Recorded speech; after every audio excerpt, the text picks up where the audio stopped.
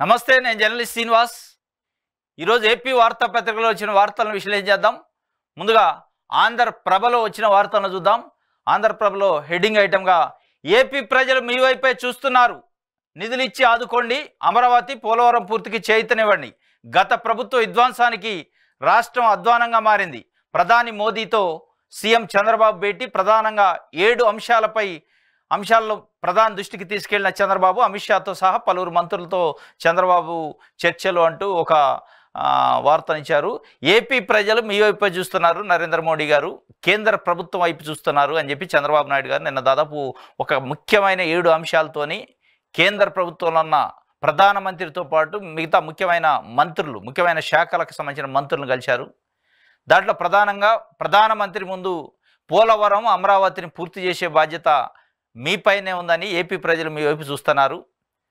కాబట్టి నిధులు ఇచ్చి ఆదుకోండి, ఈ రాష్ట్రాన్ని అభివృద్ధిలోకి తీసుకోండి, రాష్ట్రాన్ని ముందుకు తీసుకోండి. విధ్వంసం అయింది, వెనకబడి ఉంది.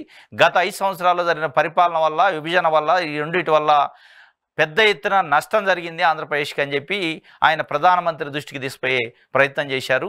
దానికి సంబంధించిన రిప్రజెంటేషన్లు కూడా ఇచ్చారట. ఒక 7 అంశాలు అయితే ముఖ్యంగా ప్రధానమంత్రి దృష్టికి తీసుకెళ్ళినట్టు అమిత్ షాతో సహా ఇంకా చాలామంది మంత్రులను కూడా ఆయన కలిశారు. దీనికి సంబంధించి ప్రధానమైన వార్త ఇచ్చారు. మరి కేంద్రం ఎట్లా స్పందిస్తుంది, దీనిపైన ఎట్లా నిధులు, వీళ్ళు ఏదైతే ఏపీ ప్రభుత్వం తరఫున చంద్రబాబు నాయుడు గారు వెళ్ళి నిధుల అంశం, ఏ శాఖకి ఏమి నిధులు కావాలి, దేనికి అమరావతికి ఎంత కావాలి, పోలవరానికి ఎంత కావాలనే అంశాలపైన వ్రాతపూర్వకమైన రిప్రజెంటేషన్లు ఇచ్చారు. ఇప్పుడు కేంద్రంలో కూడా తెలుగుదేశం పార్టీ కీలకంగా ఉంది.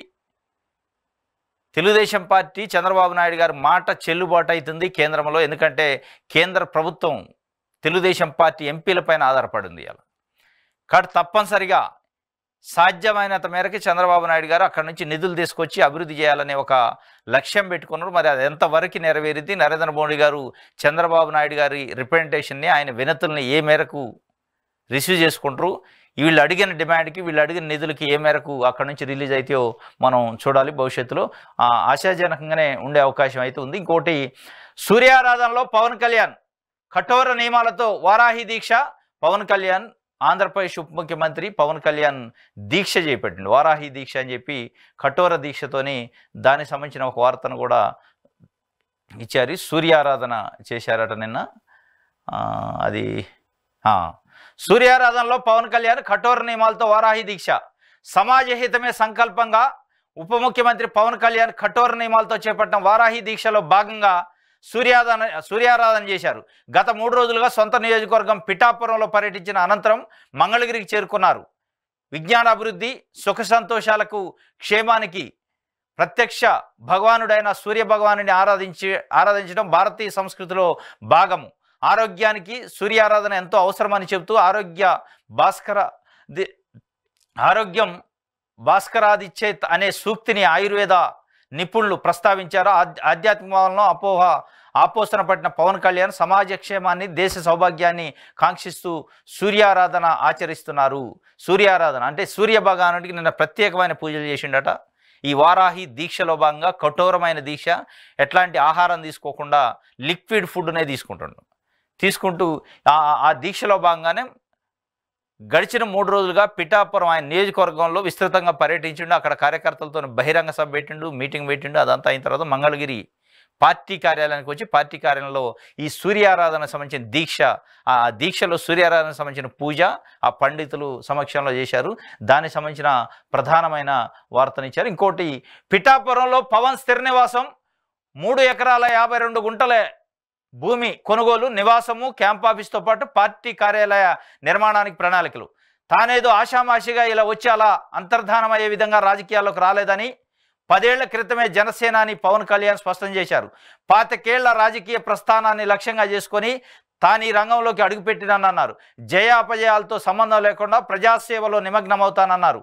ప్రజా సమస్యలను పరిష్కారానికి కృషి చేస్తానన్నారు. అలాగే ఈసారి పిఠాపురం నుంచి పోటీలో దిగ్గానే ప్రత్యర్థుల ఆరోపణలు తిప్పికొట్టారు. గెలిచిన పవన్ ఇక్కడ ఉండరు, హైదరాబాద్కి వెళ్ళిపోతారంటూ ప్రత్యర్థులు ఆయనపై దుష్ప్రచారం చేశారు. కాగా గెలిస్తే ఇక్కడే స్థిర నివాసం ఏర్పాటు చేసుకుంటానన్న పవన్ అందుకు తగ్గ ఏర్పాట్లు ప్రారంభించారు. 3 రోజుల సొంత నియోజకవర్గ పర్యటనలో భాగంగా పిఠాపురం మండలం భోగాపురం గ్రామ పంచాయతీ పరిధిలోని ఇల్లింద్రాడ రెవెన్యూ గ్రామంలో సుమారు 16 ఎకరాలున్న జీ రాయితీ పల్ల భూముల్లో 1 ఎకరం 44 కుంటలు 2 ఎకరాలు 8 కుంటల బిట్లను విడివిడిగా ఆయన కొనుగోలు చేశారు. 50 లక్షల ప్రభుత్వ విలువకు అనుగుణంగా దస్తావేజులు కొనుగోలు చేశారు. తన తరఫున రిజిస్ట్రేషన్కు ప్రతినిధిగా కాకినాడ నగర జనసేన అధ్యక్షుడు తోట మెహర్ సీతారామ సుధీర్ను నియమించారు. ఇది పవన్ కళ్యాణ్ స్థిర నివాసం ఏర్పాటు చేసుకుంటారట పిఠాపురం నియోజకవర్గంలో. అంటే ఎన్నికలకు ముందు వైఎస్ఆర్సీపీకి సంబంధించిన అనేక మంది నాయకులు, రోజా కానీ ఇలాంటి నాయకులు కొంతమంది పవన్ కళ్యాణ్ పైన ప్రత్యక్షమైన విమర్శలు చేశారు. పవన్ కళ్యాణ్ అక్కడ ఉన్నాడు, గెలిచినా ఓడినా హైదరాబాద్కి పరిమితమైన నాయకుడు. ఆయన నాయకుడు కాదు, గెస్ట్, అంటే ఏమంటారు, ఏదో ఎలక్షన్ అప్పుడు వచ్చి వెళ్ళే నాయకుడు అని చెప్పి ఆయన పైన తీవ్రమైన విమర్శలు చేశారు. ఆయన ప్రజాసేవకు రాలేదు, ఇది రాజకీయాలు ఆయనకు విడిది కార్యక్రమాలు ఎక్కువ ఉంటాయి కాబట్టి ఆయన ఉండడు. పిఠాపురంలో నివసించే వ్యక్తి కాదు, అసలు ఏపీలోనే ఉండడు, హైదరాబాద్కి పరిమితమవుతాడు. ఆయన సినిమాల పైన దృష్టి పెడతాడు, ఆయన ప్రజాసేవ చేసే దృక్పథం కానీ ఆ సంకల్పం కానీ లేదు అని విమర్శలు చేశారు. విమర్శలు చేయడంతో పాటు అసెంబ్లీ గేటు తాకనేమని కూడా చెప్పారు రోజా లాంటి వాళ్ళు. అసెంబ్లీ గేటు దాకనేనంటే గేటు బద్దలు కొట్టుకొని ఎంతమందికి టికెట్లు ఇచ్చిండో అంతమందిని గెలిపించుకొని 21 మంది జట్టుతోని గేటు బద్దలు కొట్టుకొని అసెంబ్లీకి పోయిండని పవన్ కళ్యాణ్ సంబంధించిన అభిమానులు, ఆయన పార్టీ శ్రేణులు చెప్తున్నారు. అయితే ఆయన పైన ఎన్నికల ముందు ఏదైతే విమర్శలు వచ్చినా ఆ విమర్శలన్నిటికీ ఫుల్ స్టాప్ పెడుతూ ఆయన దాదాపు 3 ఎకరాల 52 కుంటలు 52 సెంట్ల భూమిని పిఠాపురం కాన్స్టిట్యున్సీ పరిధిలోనే కొనుక్కున్నాడు. ఆ భూమిలోనే ఆఫీసు, ఆ క్యాంప్ ఆఫీసు, ఆ పార్టీ ఆఫీసు మొత్తం కూడా పెద్ద ఎత్తున పెద్ద కన్వెన్షన్ లాంటిది ఏర్పాటు చేసి మీటింగ్కి హాల్స్, కాన్ఫరెన్స్లు పెట్టుకోవడానికి, దాంతోపాటు సొంత నివాసం కూడా అదే భూమిలో ఏర్పాటు చేసుకుంటారట. పెద్ద ఎత్తున ఏర్పాటు జరుగుతుంది. దానికి సంబంధించిన ఆ కన్స్ట్రక్షన్ సంబంధించిన స్కెచ్ అంతా కూడా ఫిక్స్ అయిందట. మొత్తం మీద 3 ఎకరాల 52 సెంట్ల భూమిని, అంటే 3 ఎకరాలన్నర దాదాపు భూమిని కొనుక్కుంటే దాంట్లో 2 ఎకరాల పాటు పార్టీ ఆఫీసు, క్యాంప్ ఆఫీసు, ఆ పబ్లిక్ కార్యక్రమాలకు సంబంధించి విజిటర్సు వెయిటింగ్ రూము ఇవన్నీ ఏర్పాటు చేస్తారట. మిగతా భూమిలో సొంత నివాసం ఏర్పాటు చేసుకుంటారు. మొత్తానికి పవన్ కళ్యాణ్ అంటే ఆషామాషిగా వచ్చిన రాజకీయ నాయకుడు కాదు. ఒక 25 సంవత్సరాల రాజకీయ విజన్తోని, 25 సంవత్సరాల రాజకీయాల్లో ఉండాలి, రాజకీయాల్లో ప్రజాసేవ చేయాలనే ఒక సంకల్పంతోని, ఒక ముందు చూపుతోని, ఒక ఎత్తుగడతోని వచ్చిన నేను అంత ఆషామాషిగా వచ్చి వెళ్ళే అంతర్ధానమయ్యే రాజకీయ నాయకుడు కాదు. గెలుపుతోను కానీ ఓటమితోను కానీ సంబంధం లేకుండా ఆంధ్రప్రదేశ్ ప్రజలకి 25 సంవత్సరాల పాటు సేవ చేయాలనే ఒక సంకల్పంతో, ఒక దీక్షతోని వచ్చినని ఆయన స్పష్టంగా గతంలోనే చెప్పిండు. దానికి ఫౌండేషన్ వేసుకుంటుండు. చాలా వ్యూహాత్మకంగా రాజకీయ అడుగులు పవన్ కళ్యాణ్ వేస్తున్నాడు అనిపిస్తుంది. రాబోయే ఎన్నికల్లో అంటే ఇవన్నీ చూస్తుంటే ఈ స్థిర నివాసం కానీ క్యాంప్ ఆఫీసులు కానీ అక్కడనే మొత్తంలో ఏపీలోని నివాసం ఉండే ఏర్పాటు చేసుకుంటుండంటే 2029 ఎన్నికలకు సంబంధించి పవన్ కళ్యాణ్ చాలా వ్యూహాత్మకంగా వ్యవహరిస్తుండు అని చెప్పి రాష్ట్రంలో ఆల్టర్నేట్గా ప్రభుత్వాన్ని ఏర్పాటు చేసే శక్తిగా జనసేనని తీసుకెళ్లాలని ఒక సంకల్పంతో ముందుకు పోతున్నట్టు అనిపిస్తుంది. ఇప్పుడు పొత్తులో ఉన్నారు, పొత్తు ధర్మంలో ఉన్నారు. కానీ 2029 ఎన్నికల్లో ఒక ముఖ్యమంత్రి అభ్యర్థిగా ప్రొజెక్ట్ కావడానికి, ముఖ్యమంత్రిగా రాష్ట్రాన్ని ఏలటానికి, జనసేన పార్టీ ఆధ్వర్యంలోనే ప్రభుత్వాన్ని ఏర్పాటు చేయడానికి ఒక ఎత్తుగడతోని, ఒక విజన్తోని, వ్యూహంతో ముందుకు పోతున్నట్టు మనకు స్పష్టంగా అర్థమవుతుంది. ఇది మొత్తానికి రాష్ట్ర వ్యాప్తంగా ఒక 21 స్థానాల్లో గెలిచిండు 100% సీట్లలో. కానీ రేపు భవిష్యత్తులో రాష్ట్ర వ్యాప్తంగా అన్ని కాన్స్టిట్యున్సీల్లో జనసేన పార్టీ అభ్యర్థులను పెట్టి జనసేన పార్టీనే మెజార్టీ తెచ్చుకొని జనసేన పార్టీనే ముఖ్యమంత్రిగా ప్రభుత్వాన్ని ఏర్పాటు చేసే దిశగా ఆయన అడుగులు ఉన్నట్టు అర్థమవుతుంది. అంటే ఎక్కడ తగ్గాలో తెలుసు, ఎక్కడ నెగ్గాలో తెలుసు పవన్ కళ్యాణ్ అనేది పెద్ద ఎత్తున రాజకీయ విశ్లేషకులు గడిచిన ఎన్నికలు ఆయన చేసిన వ్యూహం, ఆయన ఏదైతే కూటమి ఏర్పాటు దీంట్లో కీలక భూమికి పోషించాడు కాబట్టి ఎక్కడ ఎట్లా నెగ్గాలి, ఎక్కడ తగ్గాలి తెలుసు కాబట్టి ఇప్పుడు తగ్గిండు, 21 సీట్లు తీసుకుండు, ప్రభుత్వంలో ఉప ముఖ్యమంత్రి కీలకమైన పొజిషన్లో ఉన్నాడు. రేపు ఎక్కడ నెగ్గాలో తెలుసు, ఎట్లా నెగ్గాలో తెలుసుకునే ఆ వ్యూహంలో ఉన్నట్టే మనకు అర్థమైంది. మొత్తానికైతే స్థిర నివాసం ఏర్పాటు చేసుకున్నట. ఇది ఒక వార్త ఆంధ్రప్రభకు సంబంధించి. సాక్షి పేపర్ చూద్దాం. పద్ధతి మార్చుకో, చంద్రబాబుకు వైఎస్ఆర్సీపీ అధ్యక్షుడు వైఎస్ జగన్ హెచ్చరిక. విధ్వంస సంస్కృతి ఫుల్ స్టాప్ పెట్టకపోతే రియాక్షన్ తప్పదు, దాడులు ఆపమని కోరడం లేదు, హెచ్చరిస్తున్నాము అంటుండు. మాజీ ముఖ్యమంత్రి వైఎస్ఆర్సీపీ అధినేత జగన్మోహన్ రెడ్డి గారు చంద్రబాబు నాయుడు గారిని నిన్న ఒక రకంగా హెచ్చరించినట్టు చెప్పిండు. పద్ధతి మార్చుకోపోతే ఇబ్బంది పడతామని చెప్తుండు. దాడులు ఆపమని కోరడం లేదు, హెచ్చరిస్తున్నాను. మేము విధ్వంసం సృష్టిస్తే ఆ సంస్కృతికి పులి స్టాప్ పెట్టకపోతే రియాక్షన్ కూడా ఉంటుంది అని చెప్తుండు. ఎల్లకాలం రోజులు మీవి కావు, పాపాలు పండుతున్నాయి. ఓవైపు విధ్వంసం, దాడులు చేస్తూ తిరిగి తప్పుడు కేసుల, ఎవరి స్థాయిలో వాళ్ళు రెడ్ బుక్లు చూపిస్తూ విధ్వంసాల, ఓటు వేయలేదన్న కారణంతో భౌతిక దాడులు చేస్తారా, ఆస్తులు ధ్వంసం, దాడులపై పోలీసులది ప్రేక్ష పాత్ర. మా పాలనలో కులము, మతము, ప్రాంతము, రాజకీయాలు చూడలేదు. ప్రతి ఇంటికి సంక్షేమ పథకాలు డోర్ డెలివరీ చేసిన చరిత్ర వైఎస్ఆర్సీపీ ప్రభుత్వాన్ని. బాబు కక్ష పూరిత రాజకీయాలు మానుకోవాలి, లేదంటే ఈ తప్పుడు సాంప్రదాయం ఒక బీజంలా నాటుకుంటుంది. రేపు అది చెట్టుగా మారి టీడీపీ శ్రేణులు కూడా ఈ పరిస్థితులను చవి చూడాల్సి వస్తుంది. ఎన్నికల్లో ఇచ్చిన హామీలు అమలు, పరిపాలనపై దృష్టి పెట్టండి. తల్లికి వందనం, రైతు భరోసా, ఆడబిడ్డలకు 1500 ఇవ్వడంపై దృష్టి పెట్టండి. కారంపూడి ఘటనలో సిఐకి పిన్నెల్లి తటస్థపడలేదు, ఎలా అత్యాయత్నం కేసు పెడతారు? పాల్వాయి గేట్ ఘటనలో కూడా తప్పుడు కేసు పెట్టారు అంటూ ఎల్లకాలం ప్రభుత్వం మీది కాదు, రోజులు మీవే ఉండవని గుర్తు చేసుకోండి, మళ్ళీ మా రోజులు కూడా వస్తాయని ఒక రకంగా జగన్మోహన్ రెడ్డి గారు ప్రభుత్వాన్ని, అంటే చంద్రబాబు నాయుడు గారిని డైరెక్ట్గా హెచ్చరించిండు. పద్ధతి మార్చుకోపోతే మా వైపు నుంచి కూడా రియాక్షన్ ఉంటుంది. అంటే చాలా కాన్ఫిడెంట్గా జగన్మోహన్ రెడ్డి గారు, అంటే రోజులు ఎప్పుడు మీయే ఉండవు, మాకు కూడా వస్తాయంటే మళ్ళీ మేము గెలవబోతున్నాం, వీటన్నిటికీ బదులు తీర్చుకుంటాం. ఈ బీజాలు ఎట్లా నాటితే అది మానులైతే, చెట్లయితే అది రాష్ట్రంలో పరిస్థితులు చేయిదాటిపోయే పరిస్థితి ఉంటుంది. కాబట్టి పద్ధతి మార్చుకోండి. విధ్వంసాలు సృష్టించి రివర్సు ఎవరైతే బాధితులు ఉన్నారో ఆ బాధితులమైన మీరు కేసులు పెడతారు, అక్రమ కేసులు, తప్పుడు కేసులు పెట్టి ఇబ్బంది పెట్టి ఆస్తుల విధ్వంసం, మనుషుల్ని కొట్టడం, చంపటం ఇట్లాంటివి చేస్తున్నారు. ఇది చాలా దారుణమైన పరిస్థితి ఉంటుంది. దీనికి నేను అప్పీల్ చేయట్లేదు, హెచ్చరిస్తున్నా, సూచన చేయట్లేదు, హెచ్చరిస్తున్నా, జాగ్రత్త, లేదంటే రియాక్షన్ చాలా సీరియస్గా ఉంటుందని జగన్మోహన్ రెడ్డి చెప్పిన పరిస్థితి. దీనిపైన మరి ప్రభుత్వం ఏ విధంగా స్పందిస్తుంది? దాంతోపాటు ఆయన మీరు ఏదైతే ఎలక్షన్ టైంలో హామీ ఇచ్చారు, తల్లికి వందనం కానీ, రైతు భరోసా కానీ, ఆడబిడ్డలకు 1500 రూపాయలు కానీ, ఇంకా మిగతా ఉచిత బస్సు ప్రయాణం కానీ, ఇట్లాంటి అంశాలపైన మీరు ప్రజలకు ఇచ్చిన హామీలు, ప్రజలకి హామీలు ఇచ్చి ఎట్లయితే గెలిచారో ఆ హామీలపైన దృష్టి పెట్టండి, హామీల అమలుపైన దృష్టి పెట్టండి.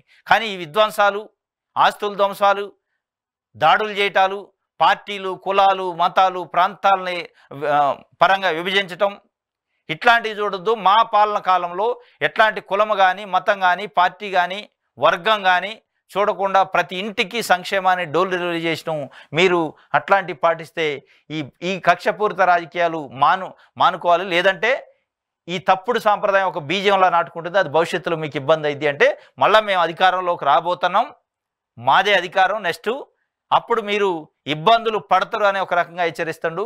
మరి చాలా కాన్ఫిడెంట్గా ఏందో చూడాలి. ఎందుకంటే ఒక నెల రోజులు కూడా కాలగా తెలుగుదేశం పార్టీ ప్రభుత్వం ఏర్పడింది. నెక్స్ట్ 2029లో మనమే ప్రభుత్వం ఫామ్ చేయబోతున్నాం అనే ఒక కాన్ఫిడెంట్గా, చాలా బలమైన విశ్వాసంతో జగన్మోహన్ రెడ్డి గారు ఉన్నట్టు కార్యకర్తలకు చాలా బలంగా ఆయన ధైర్యం చెప్తుండు. ఎక్కడా మీరు అధైర్యపడద్దు, మళ్ళీ మనమే రాబోతున్నాం, మనకు మంచి రోజులు ఉన్నాయి. పాపాల భైరవుడు లెక్క చంద్రబాబు నాయుడు గారికి సంబంధించి, ప్రభుత్వానికి సంబంధించిన పాపాలు పండే రోజులు వస్తాయని చెప్పే ప్రయత్నం అయితే చేశారు. దాన్ని ఏ మేరకు రిసీవ్ చేసుకుంటారు తెలుగు ప్రభుత్వం కానీ, అటు వైఎస్ఆర్సీపీ కార్యకర్తలు కానీ చూడాలి. కార్యాలయాల కూల్చివేతలపై సర్కారుకు ముక్కుతాడు, దుందుడుకు చర్యలను అడ్డుకుంటూ హైకోర్టు కీలక ఆదేశాలు. ప్రజా ప్రయోజనాలు ప్రభావితం అవుతుంటే మినహా కూల్చడానికి వీల్లేదు. అతిక్రమణలు స్వల్పం, సాధారణం, అప్రధానం అయినప్పుడు కూల్చరాదు. విచక్షణ అధికారాన్ని ఉపయోగించేటప్పుడు నిష్పాక్షికంగా ఉండాలి. ఏ నిర్ణయం తీసుకున్నా చట్ట నిబంధనలకు అనుగుణంగానే ఉండాలి. వివరణలు, అదనపు వివరణలు, డాక్యుమెంట్లు తీసుకొని విచారించండి. అవసరం అయినప్పుడల్లా వైఎస్ఆర్సీపీ వాదనలు వినాలి. రికార్డులు, సంబంధిత భవనాలను పరిశీలించండి. మొత్తం ప్రక్రియ ముగిసే వరకు కార్యాలయాలపై ఎలాంటి కఠిన చర్యలు వద్దు. హైకోర్టు న్యాయమూర్తి జస్టిస్ బొప్పిడి కృష్ణమోహన్ ఉత్తర్వులు. కార్యాలయాలు, వైఎస్ఆర్సీపీకి సంబంధించిన కార్యాలయాలు కూల్చివేసే కార్యక్రమంలో తాడేపల్లిలో ఉన్న రాష్ట్ర ప్రధాన కార్యాలయాన్ని కూల్చారు. మిగతా జిల్లాల్లో ఉన్న కార్యాలయాలకు కూడా నోటీసులు ఇచ్చారు ప్రభుత్వం. ఆ నోటీసుల పైన ఉన్నత న్యాయస్థానానికి, హైకోర్టుకి వెళ్ళారు. గౌరవ న్యాయస్థానం ఒక ఆర్డర్ ఇచ్చింది నిన్న. కార్యాలయాల కూల్చివేతలో సర్కారు దూకుడుగా వ్యవహరించొద్దు, చట్ట పరిధిలో, చట్ట నిబంధనలకు లోబడి వైఎస్ఆర్సీపీ యొక్క వివరణలు తీసుకోండి. అదనపు వివరణలు తీసుకోండి, వాళ్ళు ఇచ్చే డాక్యుమెంట్స్ తీసుకోండి, వాళ్ళకి టైం ఇవ్వండి, అవసరం వచ్చినప్పుడల్లా ప్రతిసారి కూడా వాళ్ళ వివరణ వినండి, వాళ్ళ ఎక్స్ప్లెనేషన్ విన్న తర్వాతనే చర్యలు తీసుకోండి.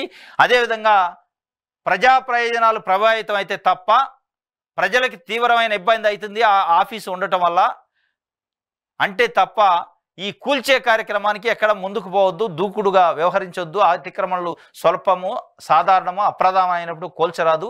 విచక్షణ అధికారాన్ని ఉపయోగించినప్పుడు అధికారులు కానీ ప్రభుత్వం కానీ చాలా నిష్పక్షపాతంగా ఉండాలి, పరిశీలన చేసి ముందుకు పోవాలి ఆ విచక్షణ అధికారాన్ని ఉపయోగించేటప్పుడు అని కూడా. మొత్తానికైతే వైఎస్ఆర్సీపీ కార్యాలయాల కూల్చివేతలో పెద్ద రిలీఫే దొరికింది అనుకోవాలి. ఎందుకంటే కూల్చే కార్యక్రమానికి ఒక రకంగా ప్రభుత్వానికి అడ్డుకట్టేసింది హైకోర్టు. ప్రభుత్వం అడ్డగోలుగా చేయకుండా మొత్తానికి ప్రతిదీ కూడా వైఎస్ఆర్సీపీ యొక్క వివరణ విన్న తర్వాతనే, వివరణతో సాటిస్ఫై అయిన తర్వాతనే, సాటిస్ఫై కానప్పుడే, లేదు ప్రజా ప్రయోజనాలు బాగా దానికి ముడిపడి ఉన్నాయి అంటే తప్ప అడ్డగోలుగా కూల్చడానికి వీల్లేదు అని చెప్పి మొత్తానికైతే ప్రభుత్వానికి ముక్కుతాడు వేసినట్టే దీని అర్థం. ఈవీఎంల ట్యాంపరింగ్ ఛాన్సు 10% ఈవీఎంలు మారిస్తే ఫలితాలు తారుమారు. ఏపీలో 5 ఏళ్లకు ఒకసారి ప్రభుత్వం మార్పు, రియల్ పెట్టుబడులకు అమరావతి కంటే హైదరాబాదు, బెంగళూరు బెటర్. ఢిల్లీలో మీడియాతో తెలంగాణ సీఎం రేవంత్ రెడ్డి కీలక వ్యాఖ్యలు చేశారట. అంటే ఆంధ్రప్రదేశ్లో ఈవీఎంల ట్యాంపరింగ్ పైన అదే దేశవ్యాప్తంగా కూడా పెద్ద ఎత్తున చర్చ జరుగుతుంది. దాంట్లో భాగంగా ఆయన ఢిల్లీలో తెలంగాణ ముఖ్యమంత్రి రేవంత్ రెడ్డి ఈవీఎంల ట్యాంపరింగ్కి అవకాశం ఉంది, ఛాన్స్ కూడా ఉంది. 10% మొత్తం ఈవీఎంలను కూడా ట్యాంపర్ చేయాల్సిన అవసరం లేదు. ఉన్న కాన్స్టిట్యున్సీలో ఒక 10% ఈవీఎంలని ట్యాంపర్ చేస్తే మొత్తం ఫలితాలు తారుమారే అవకాశం ఉంది. అవకాశాలు అయితే లేకపోలేదు. అదేవిధంగా ఏపీలో 5 ఏళ్లకు ఒకసారి ప్రభుత్వాలు మారే సాంప్రదాయం ఉంది. 2014లో చంద్రబాబు నాయుడు గెలిచారు, 2019లో జగన్మోహన్ రెడ్డి గెలిచారు, మళ్ళీ 2024లో చంద్రబాబు నాయుడు గారు గెలిచారు. అంటే 5 ఏళ్లకు ఒకసారి ప్రభుత్వాన్ని మార్చే సంస్కృతి, ఆ సాంప్రదాయం ఏపీలో ఉంది. కానీ తెలంగాణకు వచ్చేటప్పటికి 10 ఏళ్లకు ఒకసారి ముఖ్యమంత్రిని, ప్రభుత్వాన్ని మార్చే సాంప్రదాయము ఉంది. కాబట్టి నాకు 10 ఏళ్ళు డోకా లేదు అని చెప్పే ఒక కాన్సెప్ట్లో ఆయన చెప్పిండు. అంటే తెలంగాణలో 10 ఏళ్ళు ఉంటుంది కాబట్టి మేము వచ్చి ఫస్ట్ టైం కాబట్టి ఇంకోసారి కూడా కాంగ్రెస్ పార్టీకి నాకే ముఖ్యమంత్రి అయ్యే అవకాశం ఉందని ఆయన చెప్పిండు. దాంతోపాటు రియల్ పెట్టుబడులకు అమరావతి కంటే హైదరాబాదు, బెంగళూరే బెటరు అని చెప్పి ఢిల్లీలో మీడియాతో రేవంత్ రెడ్డి చెప్పారట. ఇది ఫ్రీక్వెన్సీని బట్టి ట్యాంపరింగ్ కూడా చేసే అవకాశం ఉందని అంటే కీలకమైన వ్యాఖ్యలు చేశారు. ఎందుకంటే ముఖ్యమంత్రి రేవంత్ రెడ్డి, తెలంగాణ ముఖ్యమంత్రి రేవంత్ రెడ్డి, ఆంధ్రప్రదేశ్ ముఖ్యమంత్రి చంద్రబాబు నాయుడు గారు రేపు హైదరాబాద్ కేంద్రంగా, ప్రజాభవన్ కేంద్రంగా 2 రాష్ట్రాలకు సంబంధించిన విభజన సమస్యలపైన చర్చించే కార్యక్రమం పెట్టుకున్నారు, ఎజెండా పెట్టుకున్నారు. దానికి ముందు రోజు ఢిల్లీలో ఈ కీలకమైన వ్యాఖ్యలు చేసి 5 సంవత్సరాలకు ఒకసారి ఏపీలో ప్రభుత్వం మారుతుంది అంటే వచ్చే ఎన్నికల్లో మళ్ళా ప్రభుత్వం మారబోతుందని ఆయన ఒక రకంగా ఇండైరెక్ట్గా చెప్పినట్టు, ప్లస్ నేను 10 సంవత్సరాలు ఉంటాను అని చెప్పినట్టు. ఇంకోటి అమరావతి కంటే హైదరాబాద్, బెంగళూరు బెటరు అంటే అమరావతిని నేను అభివృద్ధి చేస్తా, ప్రపంచ స్థాయి రాజధాని చేస్తా అని చంద్రబాబు నాయుడు గారు పదే చెప్తుండు. హైదరాబాద్ కంటే మించి కూడా అమరావతికి పెట్టుబడులు, అమరావతికి బిజినెస్, వ్యాపారవేత్తలు వచ్చే విధంగా నేను చేస్తానని చెప్తుండు. దానికి కౌంటర్గా చెప్పిండా మరి హైదరాబాదు, బెంగళూరే బెటర్ అమరావతి కంటే అని చూడాలి. ఎందుకంటే రేపే దీనిపైన వాళ్ళు ఈ రాష్ట్ర విభజన సమస్యలపైన చర్చలు ఉన్నాయి. దానికి ముందు రోజు ఇట్లాంటి ఈవీఎంల పైన కానీ ప్రభుత్వం మార్పులపైన కీలకమైన వ్యాఖ్యలు చేసిండు. చూడాలి ఎందుకనేది. ఇది సాక్షికి సంబంధించి. ఆంధ్రజ్యోతి చూద్దాం. ఉప్పొంగిన అభిమానం, అటు అరేబియా సముద్రం, ఇటు అభిమాన జన సముద్రం, బ్రహ్మరథం పట్టడం అంటే ఇదేనేమో అనిపించేలా, జగద్విజేతలకు జేజేలు పలకడం అంటే ఇదే అనేలా భారత క్రికెట్ వీరులకు అపూర్వ స్వాగతం లభించింది.